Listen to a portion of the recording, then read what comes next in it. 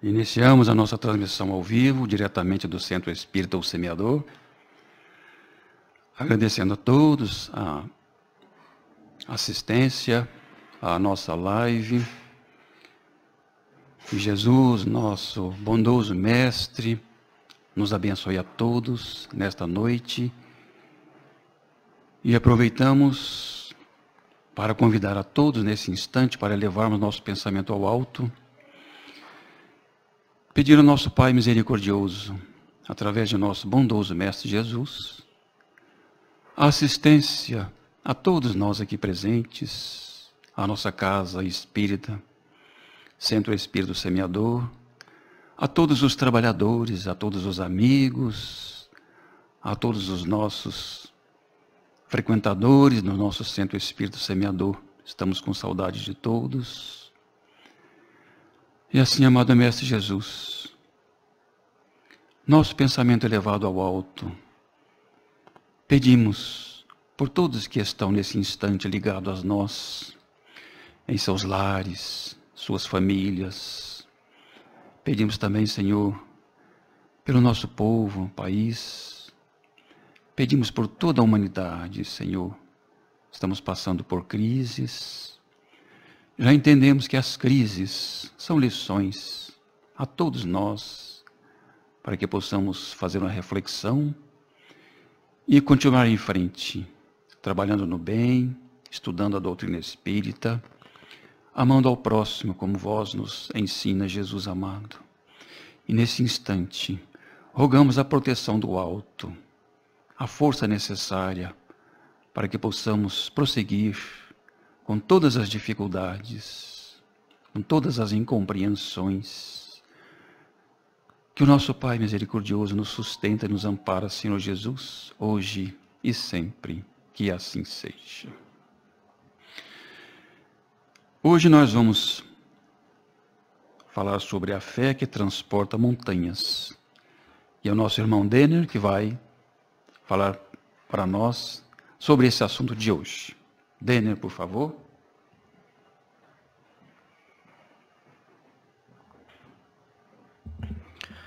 Boa noite a todos. Que a paz e o amor do Divino Mestre se façam presentes em vossos corações. Derrame sobre seus lares muita luz a todos vocês e a seus familiares. Na noite de hoje, o nosso estudo está voltado para o tema A Fé que Transporta Montanhas. Nós estamos falando do capítulo 19 do Evangelho segundo o Espiritismo. E no momento como esse que vivemos, de pandemia, é um momento muito oportuno para refletirmos sobre esse tema, justamente porque, ao entendermos na sua profundidade, no seu verdadeiro significado, nós teremos condições de fortalecermos ainda mais a nossa fé, termos de fato a confiança, acreditarmos que estamos guiados sobre o poder e sobre o nosso Criador, que estamos guiados também pelo nosso Mestre Jesus, e que tudo isso que passamos nos apresenta uma grande oportunidade para o nosso progresso moral, para o nosso progresso intelectual. E a fé é uma base de sustentação de todo esse progresso. Portanto, meus irmãos, o que pretendemos alcançar com esse estudo da noite de hoje? Entendermos o verdadeiro sentido da fé. O que ela significa para as nossas vidas. Como a doutrina espírita compreende e de que forma colocarmos em prática frente às dificuldades da existência.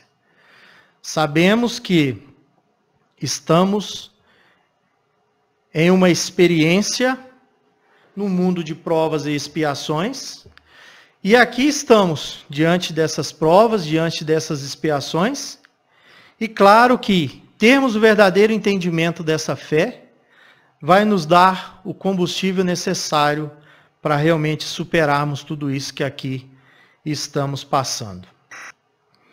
E aí, meus irmãos, iniciamos o nosso estudo da noite fazendo uma reflexão do significado da fé. Muitos de nós fomos educados a entendermos a fé muito relacionada à vivência de uma experiência religiosa, de uma crença. E é claro que não podemos desvincular a fé dessa religiosidade. Porém, é fundamental entendermos que essa fé vinculada a essa religiosidade, ela precisa de fato, essa crença religiosa, precisa de fato nos ligar a Deus. Não basta simplesmente vivermos uma fé, uma crença, simplesmente voltada ali para os dogmas, para as exterioridades, voltada também para os rituais, que por muitas vezes somos convidados ao professarmos determinada fé, ao estarmos vinculados a determinadas crenças religiosas. Então a fé, ela é muito mais do que estarmos vinculados a uma crença, a estarmos vinculados a uma religião. É estarmos de fato vinculados a essa religião com o propósito de nos ligarmos ao Criador. E nós buscamos no capítulo 19, no item 12, uma tradução que Kardec define a fé de uma forma muito simples, muito objetiva, muito didática, que ele apresenta para nós que a fé é como sendo uma força de vontade direcionada para um certo objetivo, ou seja, uma vontade de querer. Então, é uma tradução muito simples e de fácil entendimento, porque já nos apresenta aqui que a fé, para nós, ela é inata. Nós já nascemos com a fé. Nós temos a oportunidade, diante as diversas encarnações a qual nós estamos passando, de trabalharmos essa fé a cada encarnação. De evoluirmos no entendimento, de evoluirmos no conhecimento, no aprimoramento dessa fé. Portanto, ela é individual. De nada adianta nós julgarmos a fé alheia, de nada adianta nós querermos uma construção de uma fé na sua totalidade, numa única existência. Então, se chegamos até aqui com a concepção de uma fé, com a construção dessa fé que hoje nós temos, saibamos que, diante as nossas diversas existências, diante as nossas variadas reencarnações, tudo isso foi uma construção. E que ainda teremos a oportunidade, diante as próximas reencarnações, de fortalecermos ainda mais essa fé, de aprimorarmos ainda mais esse conhecimento, seguindo na senda do progresso intelectual e do progresso moral. Então essa fé será esse combustível, será essa base, essa sustentação para a nossa caminhada evolutiva rumo à nossa perfeição, rumo à nossa felicidade. E seguindo adiante, no próprio capítulo 19, no item 12, nós também entendemos que essa força de vontade, esse querer que o Kardec traz para nós, nessa tradução da fé, ela pode ser aplicada em dois campos distintos. Nós estamos falando do campo material e estamos falando do campo espiritual. No campo material, nós estamos aqui relacionando a fé humana. No campo espiritual, nós relacionamos a fé divina.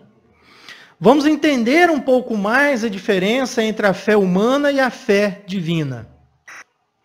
Na fé material, nós estamos falando dos objetivos materiais e intelectuais que temos em nossas vidas. É claro que aqui, nessa experiência a qual estamos vivendo, nós temos os nossos sonhos, nós temos os nossos desejos, nós temos as nossas metas. E claro que tudo isso pautado em uma crença da nossa capacidade. E é claro que, quando se fala em objetivos materiais, objetivos intelectuais, nós estamos falando na aquisição de uma casa nova, na aquisição de um carro novo, na realização de um curso superior. Nós estamos falando aqui na busca de um melhor emprego, na busca, né, de melhorarmos materialmente falando e intelectualmente. E é claro que isso não está desvinculado da nossa fé divina. Nós vamos entender que uma coisa está relacionada com a outra. E o Espiritismo, momento algum, nos aponta que essa fé humana, voltada para os nossos objetivos, para os nossos propósitos que nós temos aqui enquanto encarnação, esteja incorreto. Nós temos que realmente buscar esses objetivos materiais, esses objetivos intelectuais, mas acima de tudo, essa fé humana deve ser aliado à humildade e à racionalidade. Eu preciso entender que tudo isso que eu estou buscando serve de progresso moral, de progresso intelectual e, acima de tudo, toda essa conquista pessoal, ela tem que servir também de proveito e em benefício do próximo. De nada adianta eu buscar esses objetivos materiais, buscar essa busca intelectual, se de fato eu estiver olhando somente para mim, olhando para o meu ego, com um sentimento de egoísmo, com um sentimento ali de orgulho. Então é por isso que a humildade e a racionalidade tem que ser também uma base de sustentação de tudo isso. Por quê? Para não se transformar em orgulho. Então essa fé voltada para a fé humana, ela não pode deixar que nos contamine, e esse orgulho, que esse sentimento que traz as ilusões sobre a nossa personalidade, coloque sobre nós uma cortina e nos esconda atrás dessa cortina, e deixe que nós esqueçamos dos objetivos divinos que nós vamos ver daqui a pouco relacionada a essa fé divina. Então não deixemos que essa fé humana, que também nos impulsiona na busca, na conquista desse material, desse intelectual, seja ali contaminada por esse orgulho.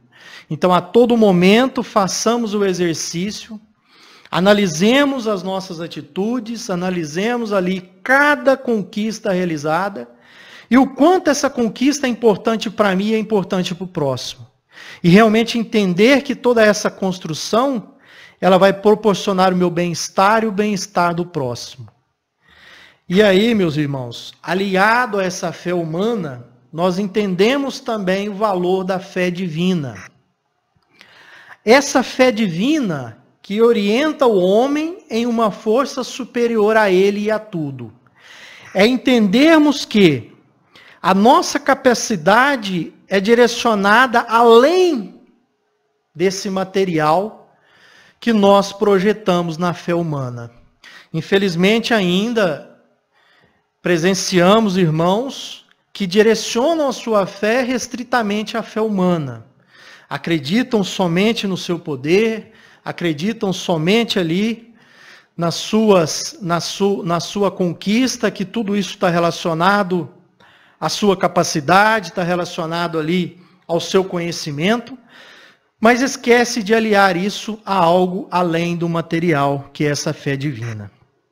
E é claro que, aliado a essa fé divina, nós descobrimos também o nosso lado imortal. Nós descobrimos que aqui estamos em uma experiência humana, vivendo o lado material, porém, nós estamos aqui em mais uma reencarnação a qual nos foi oferecida a oportunidade de buscarmos esse aprimoramento. Aprimoramento moral, aprimoramento intelectual e, claro, o nosso progresso.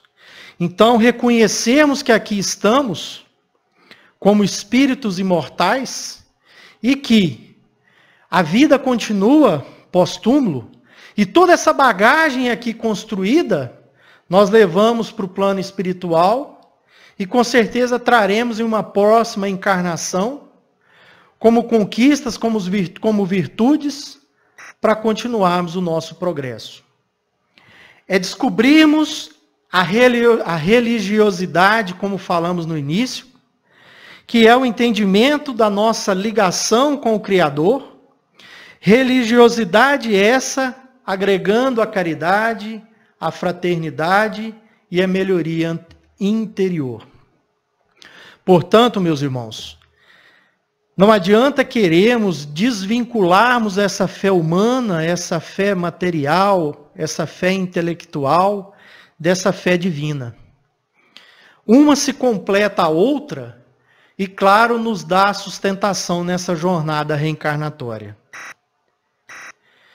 E aí, nós buscamos uma passagem lá em Mateus, no capítulo 17, onde Jesus traz para nós o entendimento do poder da fé.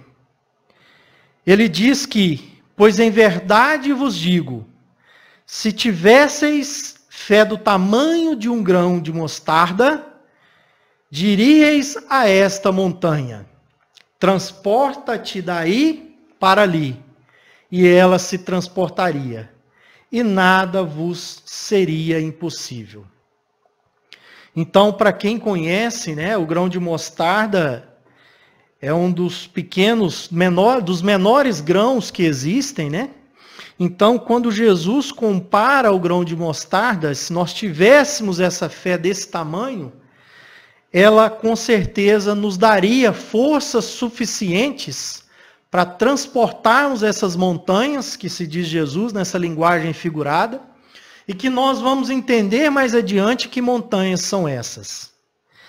Então, é importante entendermos também por que Jesus empregava de uma linguagem figurada e que nessa passagem, como muitas outras dos evangelhos que nós conhecemos, Jesus nos traz essa linguagem simples, de uma forma tão figurada, de uma forma ali que a gente consiga de alguma forma, né, refletirmos e entendermos o verdadeiro significado.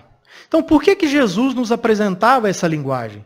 O capítulo 24, no item 4 do Evangelho segundo o Espiritismo também, nos traz um entendimento sobre isso. Jesus procedia para com o povo, meus irmãos, como se faz com as crianças, cujas as ideias ainda não se encontram desenvolvidas. Então imaginem vocês, se hoje nós ainda temos dificuldade de entendimento de todo o ensinamento trazido por Jesus, imagina numa época em que ainda não tínhamos todo o progresso intelectual que temos hoje. Numa época onde se falar em amor, se falar ali em benevolência, se falar em amizade entre os povos era algo de difícil entendimento, imagina Jesus utilizando de uma linguagem ali que não fosse figurada para esse entendimento. Então, é o mesmo que colocarmos uma luz muito viva para pessoas que não estejam em condições. Essa luz vai ofuscar e ela não vai esclarecer. Então fica aqui também a importância de nós entendermos o sentido dessa linguagem figurada. Quando Jesus emprega ali o grão de mostarda para comparar o tamanho da nossa fé. Então, o que ele queria nos mostrar em relação a isso? Ele nos faz refletir sobre o quanto somos ainda descrentes nos momentos difíceis. Por muitas vezes nos deparamos diante, principalmente esses momentos difíceis, né? Questionando principalmente o Pai, questionando o nosso Divino Mestre, o porquê daquilo que estamos passando, por que estamos enfrentando tal dificuldade, por que eu passo por isso, por que eu tenho esse merecimento, questionando por muitas vezes as causas, colocando ali a toda prova realmente a nossa fé. Então, ele demonstra também para nós que por muitas vezes temos muita teoria, mas na hora da prova fraquejamos. Na hora da prova, por muitas vezes fazendo todos esses questionamentos, não aceitando por muitas vezes essas provas às quais somos colocados, que por muitas vezes fomos nós quem a escolhemos no plano reencarnatório, e que hoje serve unicamente para o nosso progresso, para o nosso aprendizado, e que às vezes buscamos muito conhecimento teórico, mas nesse momento nós fraquejamos e questionamos. E que uma pequena dose de fé, como Jesus colocou, do tamanho do grão de mostarda, já nos faria maravilhas. Nos faria realmente termos o verdadeiro entendimento e termos a verdadeira consciência que tudo isso que é colocado ao nosso favor é uma oportunidade para o nosso progresso. É uma oportunidade para o nosso aprendizado.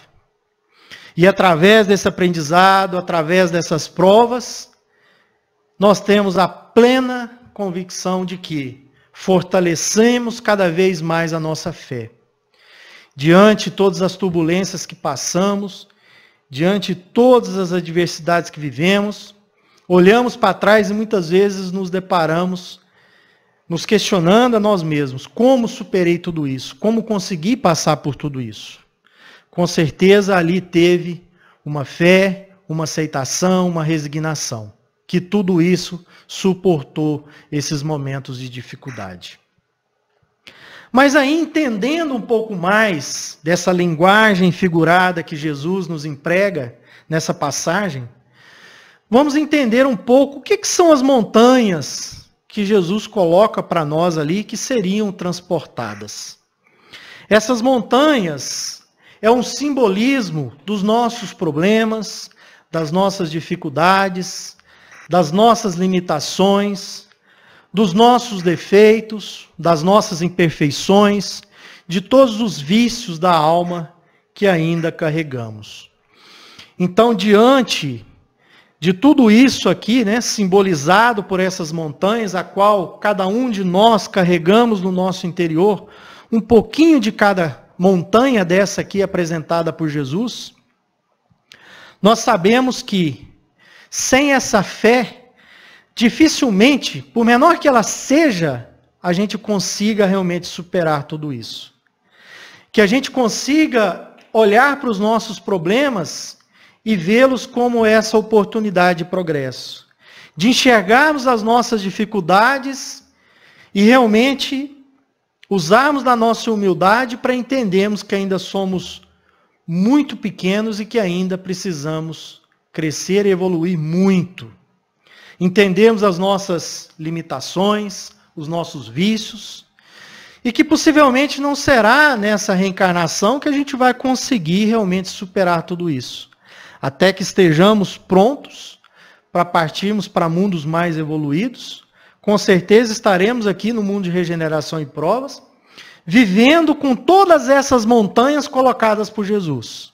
E claro que, buscando cada vez mais fortalecermos a nossa fé, para conseguirmos de fato passarmos por tudo isso com muita resignação. E Jesus nos deixa claro também, por esta passagem, o poder desse sentimento tão falado e tão pouco compreendido e praticado.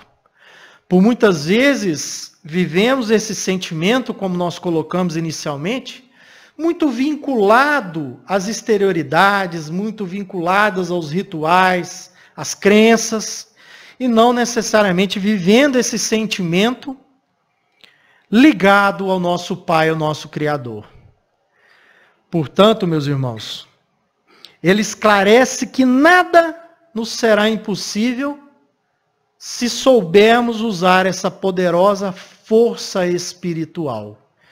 Então ele coloca isso como força espiritual justamente para nos mostrar que cada um de nós temos condições de buscarmos esse fortalecimento da fé, de praticarmos verdadeiramente essa fé, porque somos dotados dessa força espiritual. Basta de fato nós acreditarmos, nós temos a vontade, nós temos de fato o querer, como coloca para nós Kardec, de uma forma muito didática. E claro, buscarmos acima de tudo, crescermos essa fé de uma forma estruturada, de forma que consigamos, inclusive, distinguir as diferenças entre uma fé cega e uma fé raciocinada. Infelizmente, ainda estamos diante de muitos irmãos que professam de uma fé extremamente cega, e essa fé cega, infelizmente, ela dá origem à maioria dos incrédulos. Por que ela dá origem à maioria dos incrédulos? Porque ela não nos apresenta uma verdade. Ela simplesmente quer se impor e, acima de tudo, ela exige a abdicação das mais preciosas prerrogativas do homem, que é o raciocínio e o livre-arbítrio. Infelizmente, ainda vemos exemplos de dominação religiosa, principalmente aproveitando daquele momento de dor que muitos de nós vivemos, diante as montanhas as quais nós temos que superar. E diante esses momentos de dor, nós temos, por muitas vezes, a apresentação de uma fé cega, aquela fé imposta por dogmas, uma fé imposta por rituais, uma fé voltada simplesmente para a fé humana, para a conquista material. E essa fé cega, infelizmente, ela não nos apresenta uma verdade. Ela não nos traz aquilo que a fé raciocinada tem o propósito de nos apresentar. A fé raciocinada, apoiada em fatos, apoiada na lógica, aquela fé que não deixa para trás nenhuma obscuridade e que não nos impede de qualquer questionamento. Diante da fé cega, muitos dos questionamentos aos quais fazemos, nós nos deparamos com muitas das respostas dizendo que é mistério, que não nos cabe esse entendimento, que isso não pode ser revelado, isso, aquilo. E que a fé raciocinada derruba tudo isso. E que nos traz, acima de tudo, ao entendimento e o fato de crermos porque entendemos, porque confiamos e porque está certo. E ali, meu irmão, nós só acreditamos porque, de fato, aquilo que eu disse, nós compreendemos. Ela nos apresenta a verdade pautada realmente ali no embasamento científico, no embasamento filosófico. Fé esta que a doutrina espírita nos apresenta, uma fé raciocinada. Para construirmos um conhecimento, para construirmos essa fé, pautado no entendimento dessa verdade, dessa lógica. Portanto, quando nós nos dispomos a nos tornarmos espíritas, fomos convidados a entendermos dessa fé raciocinada. Muitos de nós que hoje estamos na doutrina espírita, nos lembramos de experiências passadas as quais, quando questionávamos determinadas situações, determinadas questões que não eram de entendimento, simplesmente não era trazido para nós a verdadeira realidade. E hoje, diante da doutrina espírita, tudo isso é apresentado de uma forma muito didática e comprovada. E à medida que se avança na ciência, à medida que avançamos nos estudos filosóficos, tudo isso pode sofrer transformações e tudo isso não está verdadeiramente concretizado. Nós sabemos que ainda existem verdades que podem ser para nós reveladas, diante principalmente o avanço da ciência, que pode vir para nós um novo entendimento de tudo aquilo que hoje nós conhecemos. E é fundamental também que essa fé que nós construímos, principalmente pautada numa fé raciocinada, ela seja construída e também transformada em obras. Quando a gente dá o exemplo da fé ativa e da fé passiva. E a gente diz que a fé sem obra, ela não vale nada. Mesmo a fé racional. Só o conhecimento não salva ninguém. Então, de nada adianta nós, numa vivência espírita, estarmos aqui na nossa casa, estarmos nas nossas casas, simplesmente voltados ali na dedicação do estudo das obras, sejam as obras fundamentais, sejam as obras complementares, eu vou me tornar ali o verdadeiro intelectual na doutrina espírita. Mas de nada disso adianta se isso não for realmente transformado em obras. Então todo esse conhecimento adquirido, todo esse progresso intelectual, é vital aplicarmos esse ensinamento, esse aprendizado, mudando o mundo à nossa volta. E é claro, para mudarmos o mundo à nossa volta, primeiramente nós temos que fazer a mudança no nosso interior. E depois é fato que estaremos preparados para trabalharmos também a coletividade. Então a fé ativa é essa fé pautada no ensinamento, mas que esse ensinamento nos coloca realmente na vida prática. Realmente na vida de transformarmos esse conhecimento em amor. Amor esse que se transforma em ação, o verdadeiro significado da caridade. Portanto, meus irmãos, não adianta nada lermos a Bíblia, todas as obras, se esse ensinamento não mudar o nosso espírito para melhor. Nos transformando de fato como pessoas melhores, nos proporcionando transformarmos esses conhecimentos em obras materiais e espirituais. Um grande exemplo disso, nesse momento onde nossas atividades da casa estão suspensas, momento algum, mesmo de interrupção dos nossos estudos, a nossa casa parou com o exercício da caridade. Se aqui não estamos hoje praticando os estudos conforme as agendas que nós temos, de estudo das obras complementares, nós estamos colocando essa fé de forma ativa através das obras assistenciais que ainda é possível que elas sejam feitas. Portanto, todo esse conhecimento adquirido que a casa nos proporciona, nesse momento a gente vê um exemplo vivo de realmente estarmos indo, mesmo diante dessa situação, de forma muito segura ao encontro dos nossos irmãos, para levarmos essa assistência material e essa assistência espiritual. Isso sim é colocarmos a nossa fé de forma realmente ativa.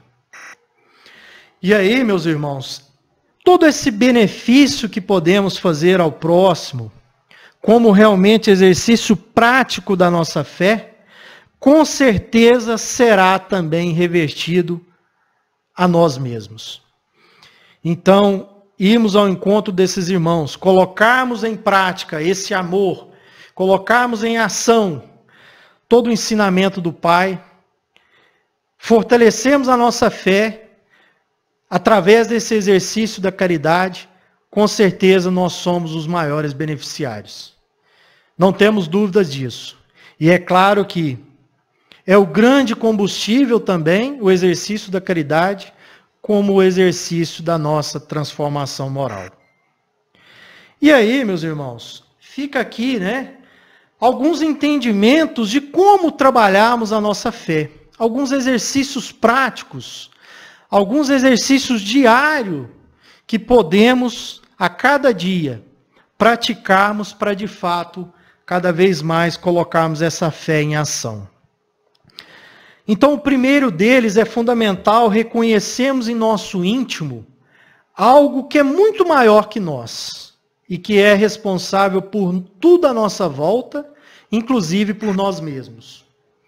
Reconhecermos como criaturas, acreditar e confiarmos no Criador.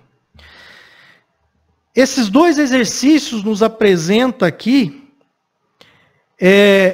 a existência de um Deus, de um Criador, que é a inteligência suprema, que é a causa primária de todas as coisas, que é traduzido muito bem para nós, de forma muito didática, através do Livro dos Espíritos. É entendermos nesse Criador como verdadeiro Pai. Como verdadeiro Pai, não no sentido de temor, como às vezes é colocado para nós. a necessidade de termos temor a Deus. Não é termos temor a Deus, é realmente reconhecermos nesse Pai o seu valor, o seu amor e tudo aquilo que Ele nos propõe. Que realmente estamos aqui, diante a sua bondade, diante a tudo aquilo que Ele se propôs para nós nesse plano reencarnatório, como oportunidade de colocarmos aqui em prática o ensinamento tão bem trazido ao nosso irmão e ao nosso Divino Mestre. Colocarmos em prática esse amor, que através das diversas reencarnações, das diversas oportunidades, temos essa oportunidade. É reconhecermos nesse Pai a sua benevolência, a sua onipotência e, acima de tudo, trabalharmos cada vez mais no sentido desse fortalecimento de fé, pautado na existência desse Pai Criador. E confiarmos de fato nesse Pai e que estamos diante de tudo aquilo que Ele nos propôs e que nós também escolhemos como oportunidade para que aqui estivéssemos e que assim pudéssemos melhorarmos ainda mais enquanto espírito em evolução. Um outro ponto importante nesse exercício da fé, meus irmãos, é a oração. A oração nos conecta com a espiritualidade e, claro que, consequentemente, com Deus. Espiritualidade é essa superior, a qual nos conectamos. E essa oração, ela tem o poder de nos energizar, o poder de nos revitalizar, nos afastando principalmente das influências negativas que vivemos nesse mundo de provas e expiações. Então, essa conexão com o plano superior, a oração nos proporciona tudo isso. E nos proporciona essa ligação e esse fortalecimento dessa fé, acreditando nesse Pai de bondade e de misericórdia. Pensamentos elevados.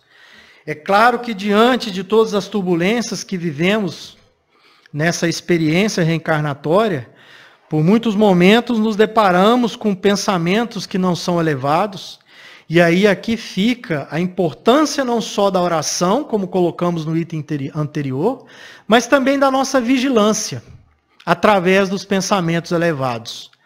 Essa vigilância, através da prece, nos bons e maus momentos, facilitando o intercâmbio com a espiritualidade, com o plano superior.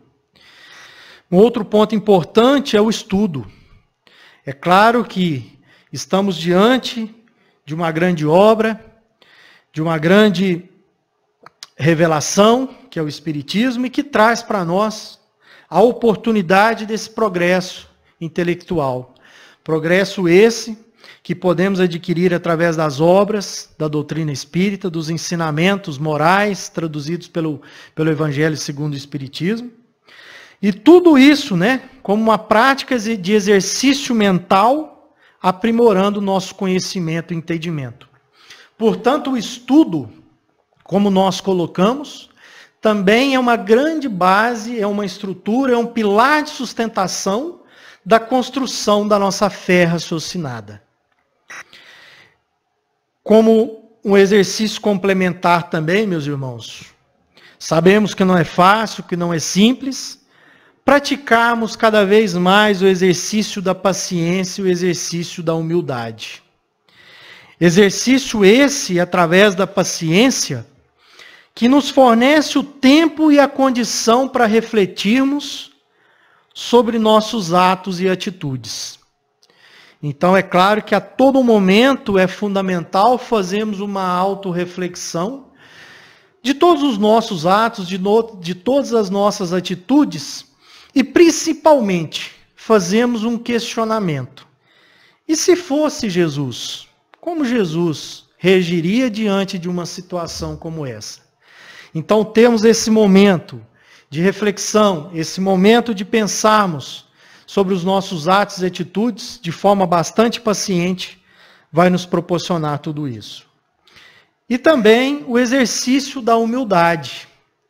Humildade é essa que nos permite reconhecermos as nossas fraquezas e as necessidades do próximo. Realmente olharmos para dentro de nós, fazermos essa autoavaliação, nos depararmos com todas essas montanhas que ainda temos diante de nós, e enxergarmos o quanto essas montanhas ainda nos atrapalham e o quanto ainda temos que removê-las, e o quanto também nos atrapalha de sermos um instrumento de amor ao nosso próximo. Resumindo, meus irmãos, tudo isso que nós falamos até o momento, como a fé deve ser? A gente traduz essa fé neste ciclo de forma bastante didática. Que a fé se traduz em ouvirmos a moral de Jesus, confiarmos na palavra, que é a fé, sustentarmos por essa palavra, confiarmos nessa palavra e, acima de tudo, agirmos, colocarmos em prática através das obras que são as caridades. Portanto, meus irmãos, a fé em nossa vida é um ciclo contínuo de aprendizado, de vivência e de transformação das nossas vidas. Caminhando para o final do nosso estudo, nós trazemos aqui uma passagem narrada por Mateus, no capítulo 14, versículo 31, do Novo Testamento, que é referente ao momento que Jesus caminha sobre a água.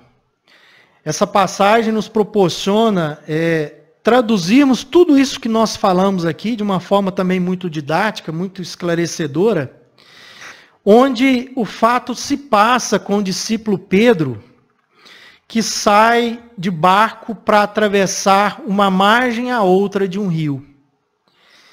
E ali, Pedro, nesse momento de travessia, se depara com uma grande tempestade e que quase afunda o barco.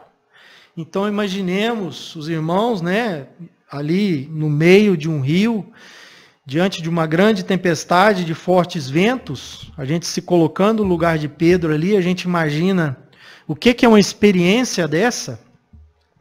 Pedro, diante de tudo isso, fica muito aflito e grita: Senhor, salva-me! Trazendo para a nossa experiência, diante dos nossos momentos também de aflições, as quais vivenciamos no dia a dia, por muitas vezes gritamos ao Senhor também para nos salvar. E ali estava Jesus, que retornava de suas orações, corre ao socorro de Pedro e vai caminhando sobre a água até o barco. Então imagine Pedro ali, a sua reação vendo Jesus caminhando sobre a água e chegando ali próximo de Pedro e dizendo: venha. Dizendo para Pedro sobre a água, Pedro ali diante da sua aflição, dizendo para Pedro: venha. E o Pedro ali naquele momento de aflição muito abismado, ele começa a retornar em segurança também caminhando sobre a água. Então ali já começa a demonstrar, nessa atitude de Pedro, caminhando também sobre a água, o quanto ele acreditava e ele confiava no Senhor naquele momento. E ali o vento vai ficando cada vez mais forte, Pedro vai sentindo cada vez mais muito medo, e de repente Pedro começa a afundar. Então surge na vida de Pedro o medo, essa montanha que o qual Pedro se deparou.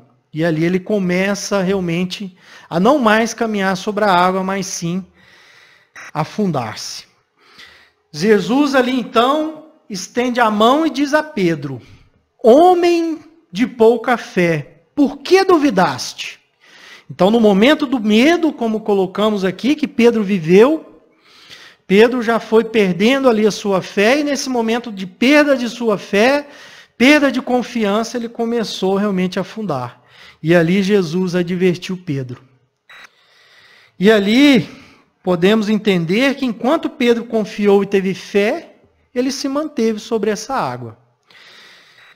E aí quando Pedro grita Senhor, ele reconhece a supremacia de Jesus. Ele conhece a superioridade do mestre que tem o poder de andar sobre a água. Então, realmente, ao confiar, ao acreditarmos, ao chamarmos o mestre de Senhor, temos que realmente depositar essa confiança, realmente acreditando nessa supremacia. Acreditando de fato no seu ensinamento e de fato acreditando que nunca estamos sós, nunca estamos abandonados.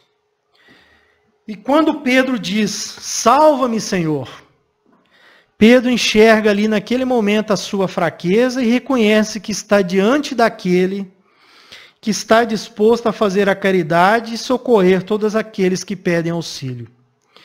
E claro que, momento algum que pedimos ao nosso Mestre Jesus, salva-me, Senhor, nunca estaremos abandonados. Por mais que pensemos que não estejamos ali assistidos, com certeza estaremos assistidos e orientados por esse Mestre, orientados pela espiritualidade superior. Basta de fato acreditarmos, basta de fato confiarmos para que realmente esse auxílio chegue realmente ao nosso favor. E aí, meus irmãos, uma outra reflexão é que, quando Jesus pergunta a Pedro, por que duvidaste? Ele nos dá ainda uma grande lição. Quando Jesus fala, Pedro, por que duvidastes? Ele está nos ensinando que não devemos manter a fé somente nos momentos tranquilos, ou nos bons momentos. Por muitas vezes nos sentimos à vontade, nos sentimos confortáveis ali com a nossa fé, porque estamos passando por momentos tranquilos. Mas ele nos adverte também, através dessa passagem, que essa fé deve existir também nos momentos de tempestade e turbulência. Acredito que não existe momento mais oportuno o qual estamos vivendo agora, esse momento de turbulência, essa tempestade ao qual vivemos, para realmente colocarmos ainda mais a nossa fé em ação, fortalecermos a nossa fé, confiarmos de fato que tudo isso que estamos passando realmente tem um propósito, realmente vai nos trazer um ensinamento, vai nos trazer um progresso, que realmente confiemos, não estamos sós, não estamos abandonados. E aí, meus irmãos, quantas e quantas vezes nos portamos como Pedro? Se formos contar diariamente, por muitas vezes nos deparamos como Pedro reagiu diante desse acontecimento.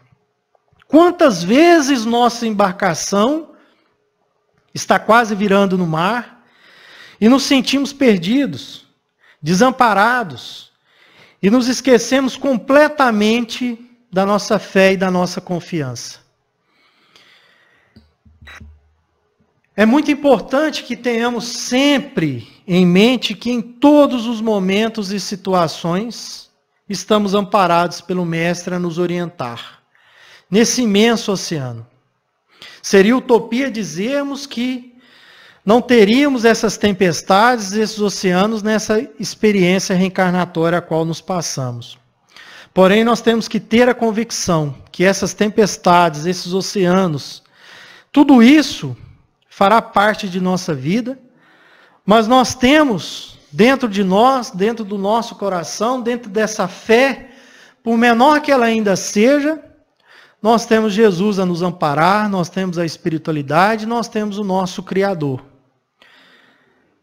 E aí, meus irmãos, sabemos que nós temos as diretrizes, sabemos que nós temos a bússola, nós temos o caminho. Somos nós que guiamos o nosso barco. Mas o nosso barco é guiado amparados. Amparados por nossa fé, amparados por esse ensinamento, amparados por esse amor, amparados por essa doutrina que nos traz a luz do verdadeiro sentido da fé, o verdadeiro sentido do amor, o verdadeiro sentido do progresso, o verdadeiro sentido da nossa experiência reencarnatória no mundo de provas e expiações. E aí, meus irmãos, sabemos que quem escolhe o destino é cada um de nós. Cabe a cada um de nós escolhermos como alcançarmos os nossos objetivos. Alcançarmos tudo aquilo que nós projetamos para essa nossa experiência, tanto no campo espiritual, no campo material, e claro, sustentados por essa fé. Por quê?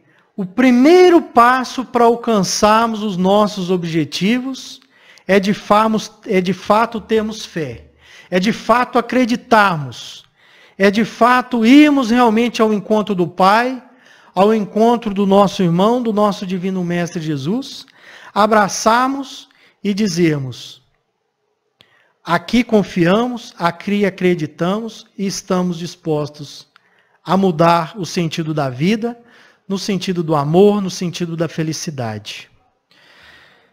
Meus irmãos, fiquem todos com Deus, uma boa noite. Que Jesus renove suas forças e sua fé, enquanto vocês dormem nesta noite.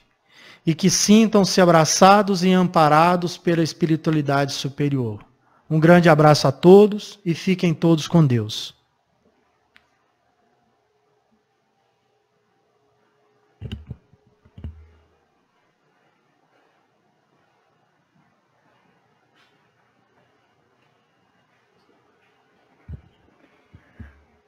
Boa noite, meus irmãos. Que a paz do Divino Mestre Jesus permaneça em nossos corações. Denner, que Jesus o abençoe. Palestra linda. E nesta noite, nós rogamos a espiritualidade benfeitora, ao Divino Mestre Jesus, que abençoe a cada um que esteja nesse instante, ouvindo esta prece, e elevando ao alto as nossas rogativas. Vamos compreender o amor de Deus, nosso Pai, conversar intimamente e ouvir a sua voz, a nos indicar sempre o mesmo caminho, o caminho do amor, caminho este trilhado por Jesus, que aqui veio nos ensinar a também trilharmos. Caminho que nos fala de paz, de perdão, e que vai nos colocando esta fé inabalável como uma meta de felicidade.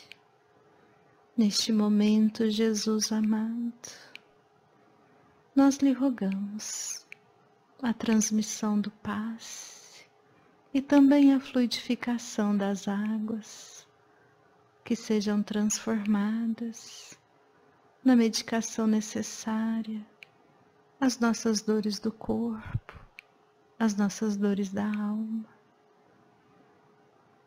E também lhe rogamos, Mestre amado, que nos ilumine, que nos auxilie e nos proteja, hoje e sempre, protegendo os nossos lares, insuflando em nossos corações as tuas vibrações de amor, e que Deus, nosso Pai, nos abençoe a todos e a esta casa que nos acolhe e que nos ensina a tua doutrina. Fiquemos em paz. Beijo no coração.